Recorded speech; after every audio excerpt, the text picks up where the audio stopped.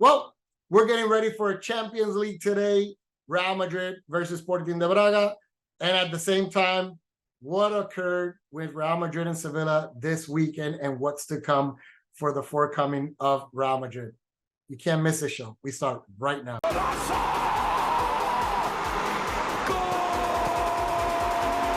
Muy buena, mi gente. Aquí nos encontramos nuevamente en otro programa de Fútbol con Bambam. Dentro del área. Golpea Petit, Zidane y gol.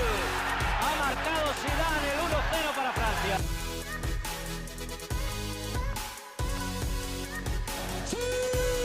Welcome everybody, and here we go. This is Futbol con Bambam, my peoples, and I do want to let you guys know that, I do apologize initially for a little bit of a periods of a mini vacation that I've been doing. I've been so caught up with work and actually also with the sports with my kids. Being in 10 places, I feel like an octopus, but that's not an excuse. I'm here today. I wasn't able to record post-game after this weekend, but I'm here today to let you guys know exactly what occurred this weekend and what are we to expect in this next match of Champions League. Well, what happened, first of all, let's start with this weekend about what occurred with Real Madrid. And what occurred with Real Madrid is they ended up with a tie with Sevilla, which if you would think about it, you would say Sevilla, Real Madrid tied a game. That is expected. That can happen. Well, yes. But the problem is that the way that actually the tie actually occurred brought a lot of consequences. And what's going on is that refs were not favorable to Real Madrid, or at least that's what all Real Madrid fans think, and Real Madrid TV thought also as well, after the meme video that they actually brought out post-game about the ref that it was actually calling the game, that Burgos de Gochea. What can I say? Sevilla is a very tough team. They played really good. They actually started the game a little bit slow, which Real Madrid took advantage of it. One of the mistakes that occurred in the defense, Real Madrid scored with Fede Valverde making the first score. The ref calling, everything was going pretty good until the VAR comes inside and disallow the goals. And what happens is, this is the first controversy. The first controversy was because there is only one frame of the play actually shown, which really doesn't show that Bellingham, with Jude Bellingham, is actually offside. However, it does see that his leg is a little bit up, and by the frame angle and everything, it could be coming inside and bring a little bit of suspicion. Now they throw the lines to be able to show the offside. The problem with this image was that they made different frames in the same image. They brought the frame about showing Fede Valverde heading the ball forward, right? And they have the frame where Bellingham is apparently offside. Now, what we see on these frames, it looks like it's two different frames on two different occasions actually matched together. And this was brought up by Real Madrid TV, which they showed that they do have some images caught from the crowd where it does show that the frames that were presented by the VAR does not match what reality looks like, what the crowd actually took pictures and images about. And what they found on that is because they saw that still Fede Valverde was making contact with the ball.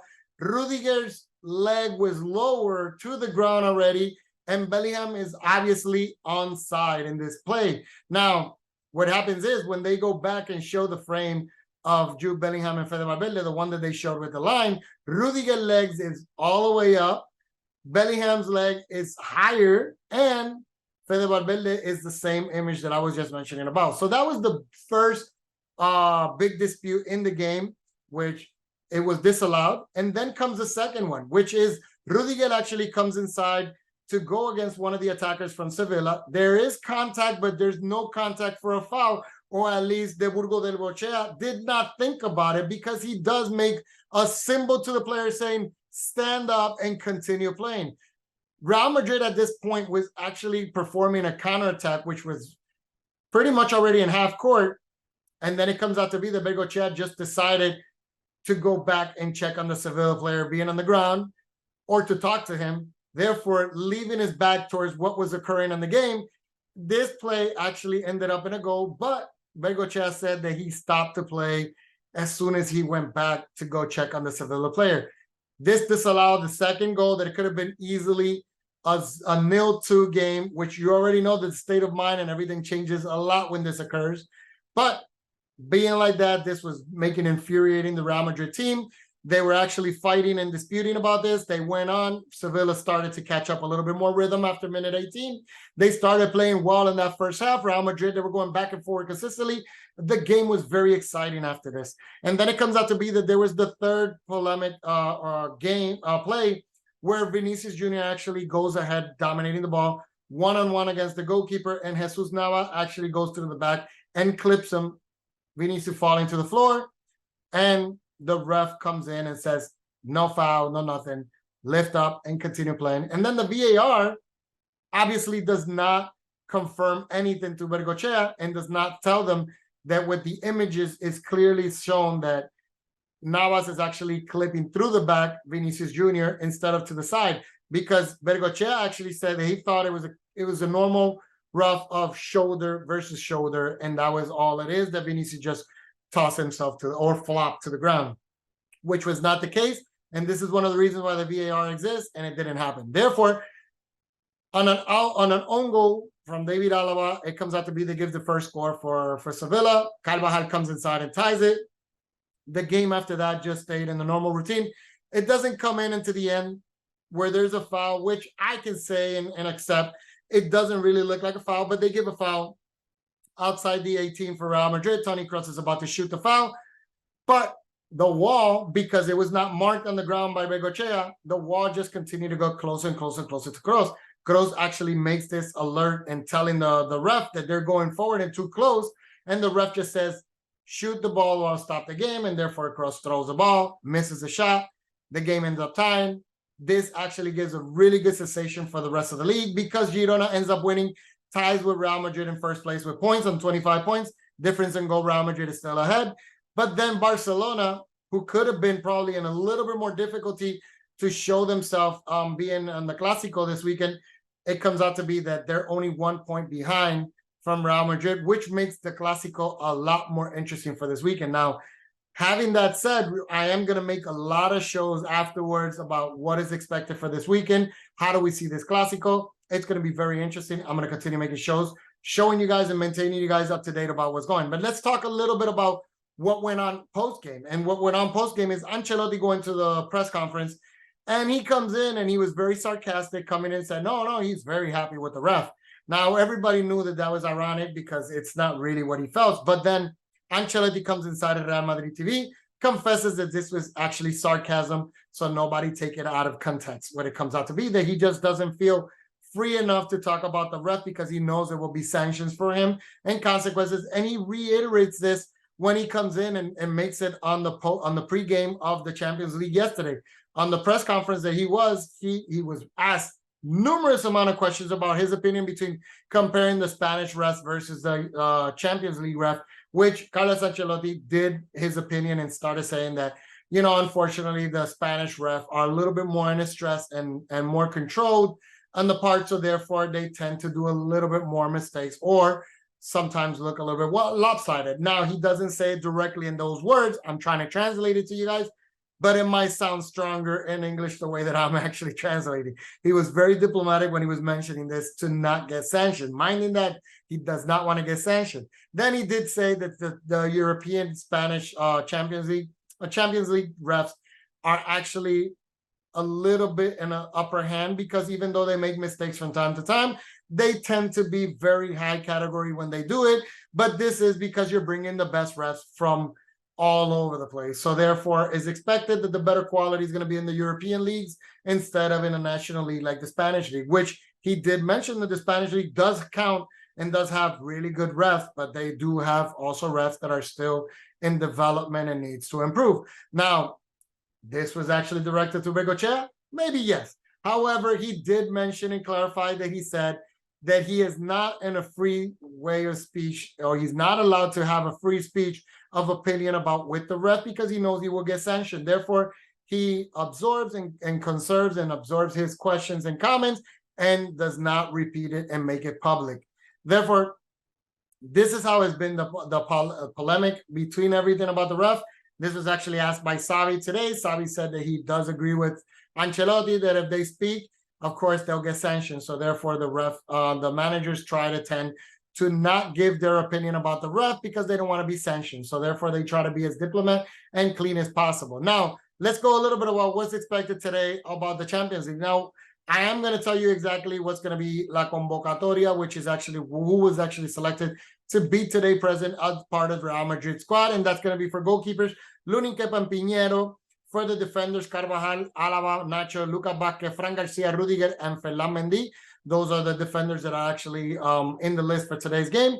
And then Bellingham, Kroos, Modric, Camavinga, Valverde, and Tchouaméni are going to be the midfielders that traveled with Real Madrid also. And then from forward, Vinicius Jr., Rodrigo Joselu, and Brahim Diaz. So those are actually all the players that are going to be inside or flew with Real Madrid to be in Portugal today for be able to be in the squad. Now, there's been a lot of talks about, Qatar is owner for 29% of Sporting de Braga. This is the new squad that they just have acquired. So now it's not City only with having multiple teams and probably, the other sheiks having multiple teams. Qatar has finally just expanded a little bit their tentacles.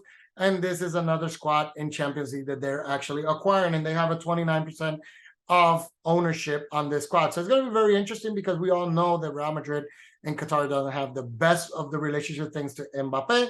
So now it comes out to be that it's a little bit of polemic today on the news, or at least it's some news that they blow up today. For me, it's not important. Today, the game is going to be very interesting. We want to keep the players healthy. The Champions League is going to be celebrated. I had the dates right here, and it just went away completely for me.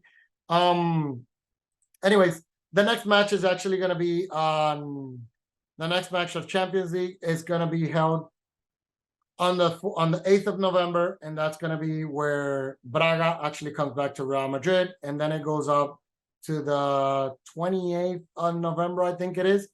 That is going to be Napoli visiting Real Madrid, and then it ends up on the 12th of December where Madrid flies to Germany for a Union of Berlin final match of the first round of Champions League. And then, of course, we're going to see from there the raffle to who's going to be on the round of 16 on the next phase of the Champions League. Well, having this said, what is expected for Real Madrid coming up? Well, this weekend is going to be the Clásico, very highly expected. Xavi actually mentioned today that as the day of today, a lot of the players that are injured are not 100%. He still expects that they might be 100% for this weekend, or at least that's his hope. We've seen a Barcelona a little bit younger side these last couple of weeks. But they do expect that Frankie de Jong and Lewandowski are going to be participants for this weekend. So that's great news for Barcelona fans. Real Madrid at this moment only has lost Dani Ceballos, besides the losses that they currently have on the squad. So therefore, it comes out to be Arda Güler is not going to probably see a game, even though he's practicing with the team, but he's not been involved. They're trying to be a little bit meticulous with him and keeping him on the right side. But Ceballos and Arda Güler are the ones that are registered in the IR. Everything else is available to this point, unless any injury comes up. Now, we knew yesterday, well, at least rumors came up that Eduardo Camavinga was a little bit, and might not play today because he had a little bit of a muscle fatigue, or at least that's what diagnosed a little bit yesterday. Now, he might play today, he might not. It could be strategies, mental games as we see, but we'll find out today when it comes out the game. I will record another video after the game today. So hopefully you guys enjoy this part. I do want to apologize once again.